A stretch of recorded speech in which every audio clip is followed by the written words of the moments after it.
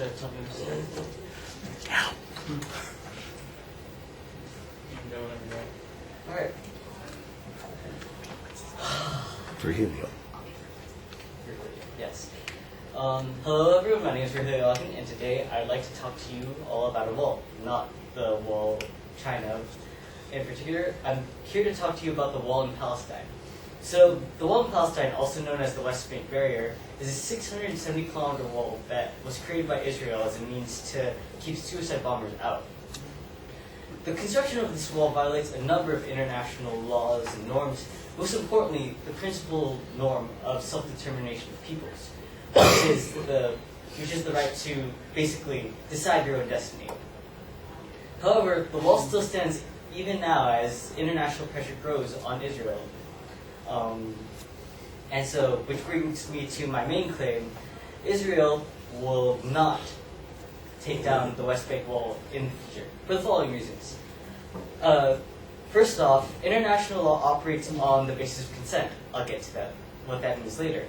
Second of all, the threat of Palestinian terrorist groups is extremely high. And thirdly, international law cannot deny Israel's right to self-defense. So, what does the phrase "international law operates on the basis of consent" mean? So, first off, we have to look at the basis of this concept from which starts with John Locke, who was a political philosopher. So basically, what he states is, while there are of course some general obligations and rights that all people have to have from law of nature, special obligations come about only when we voluntarily undertake them. So basically, what he's saying is, if there is a law, it's only a law because we want it to be a law and we want to follow it. We can see this in cases all over international law. One particular that's kind of interesting is the concept of persistent objector. Basically, what persistent objectors are basically people who keep on saying no to something that would be considered universal in international law. By basically saying no over and over and over again, and they basically are exempt from that law. Something that applies to Israel is how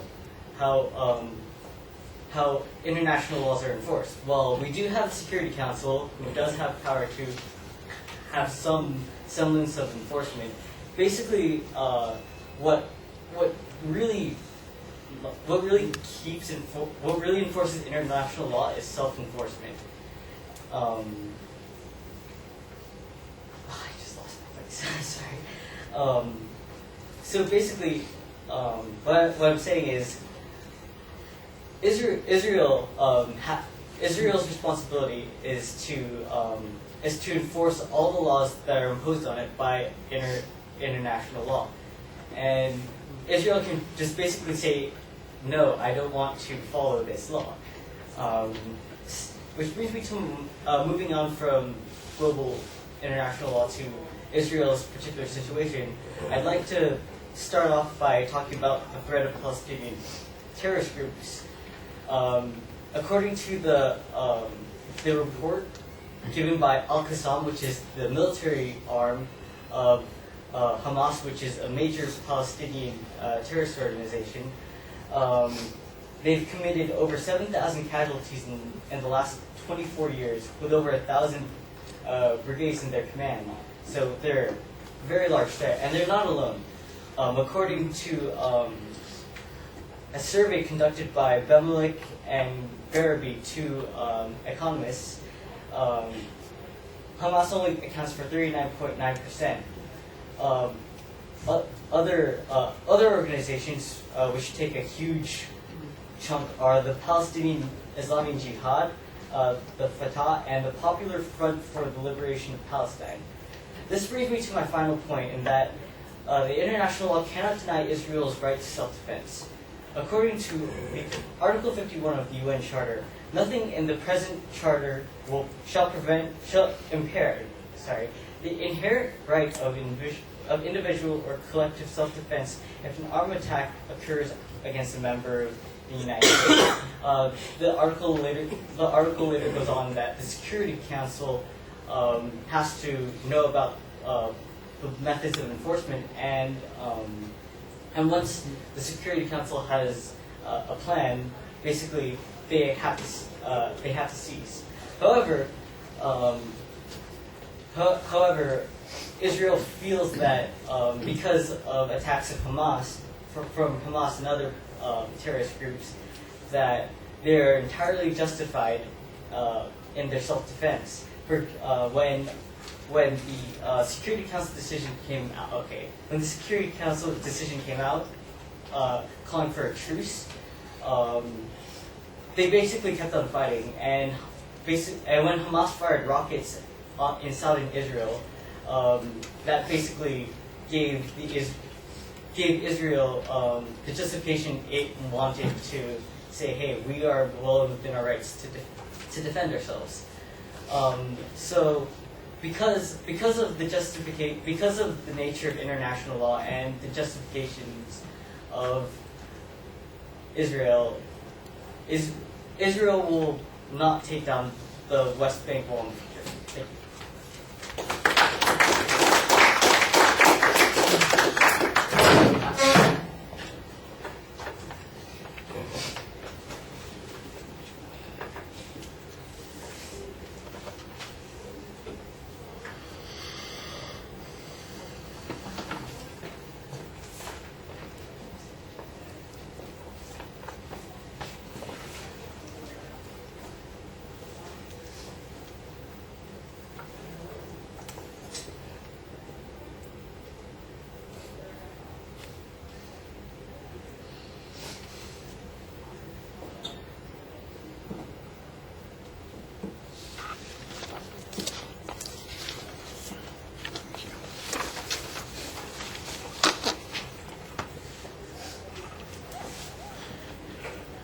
All right, the opening sets up the topic. I think that's a good idea.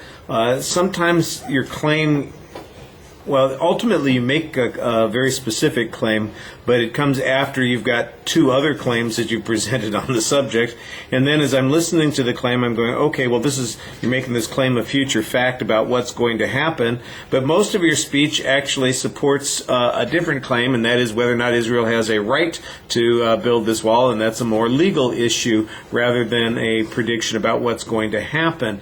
And so I'm not sure that you have focused on the controversy with your proposition. The secondary claims, on the other hand, seem to be focusing on the controversy. What is the legal status of the wall here? The argument seems to be that the legal status of the wall violates international laws by some standards, but by the standards that Israel is operating under and which the UN grants them the right to operate under, that the wall is perfectly legitimate as a tool of self-defense. And I think that's the argument that you are actually making for the most part.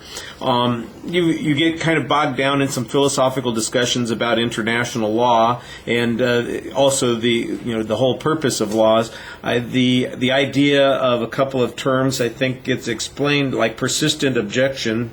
The idea is identified, you give an explanation, but you need to explain how that fits into international law and how scholars have interpreted it in either other contexts or in this particular context. Because, if I persistently object to the fact that I shouldn't be getting a parking ticket, I don't recognize that I don't have a right to park here, and I park in the same spot every day, why is it that I can't get away with doing that? If I've got a nice clear spot on the hill back by Building 1 where I would prefer to park, you would think I could get away with that. But the answer is because there's an international standard on this, and then you need to cite that international standard. You do make reference to the UN Charter in a couple of spots, and I thought that there was one particular one where you're talking about the right of self-defense that is key, and that seems to be the exemption that Israel is arguing legally grants them this particular status. And so that's, I think, the way the argument needs to be presented and issued, that is what the controversy is about. All right. Thank you.